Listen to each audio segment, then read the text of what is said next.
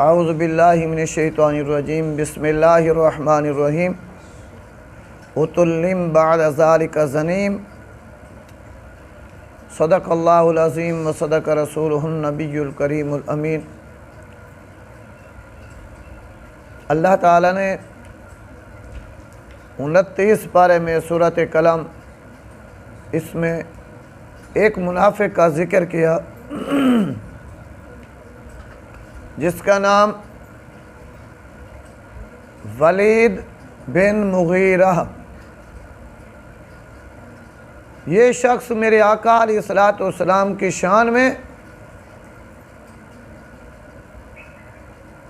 گستاخی کرتا تھا، کبھی کچھ کہتا کبھی کچھ کہتا، اور میرے آقا علیہ الصلوۃ والسلام کو دیوانہ یعنی مجنوں کہتا تھا۔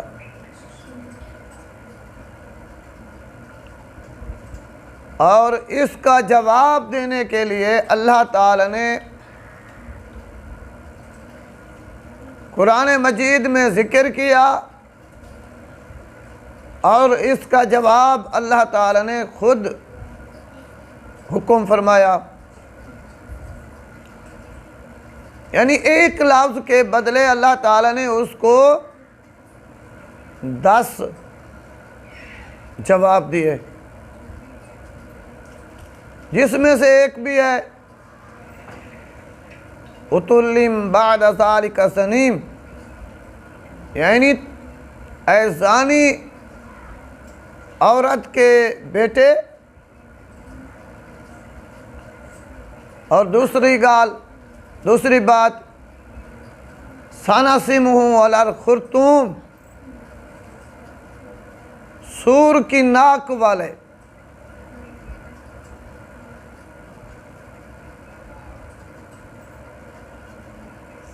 جس وقت اس منافق نے یہ بات سنی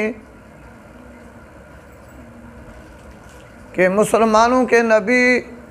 امام الانبیاء یہ بات کہی ہے، اس نے دل میں سوچا کہ باقی باتیں تو اگر ہوں گی میرے اندر،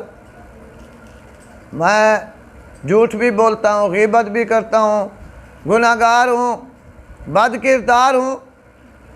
مگر ایک لفظ جو ہے عتل بعد ذلک زنیم، یہ بات جو ہے میری ماں کو پتہ ہوگا کہ میں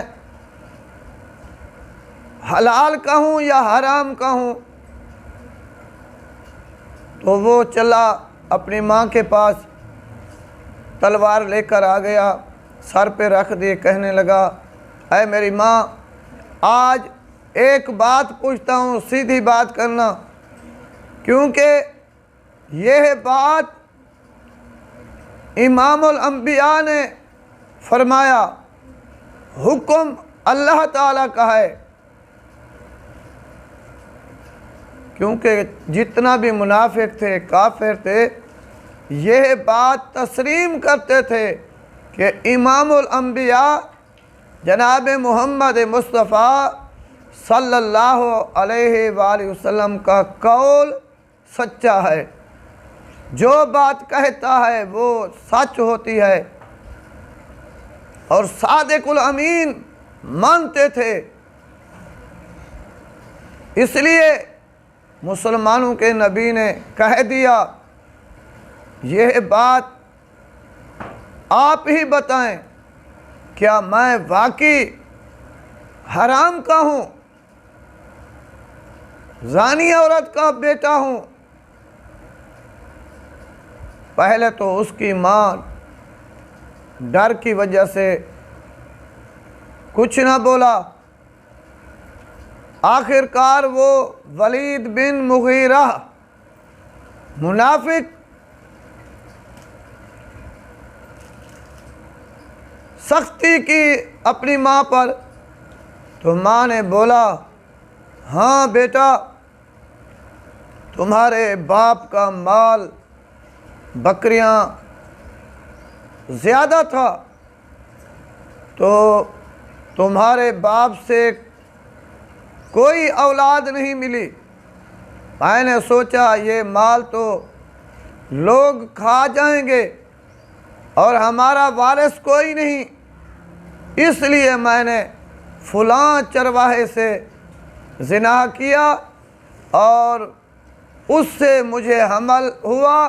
اور تم پیدا ہوئے۔ اللہ اکبر! کہ ایک بات کہنے پر اللہ تعالیٰ نے قرآن مجید میں 10 جواب دیے۔ ایمان والو، کوشش کرو اپنے پیارے نبی اکرم صلی اللہ علیہ وسلم کے ساتھ سچی محبت رکھو، ادب احترام دل میں رکھو،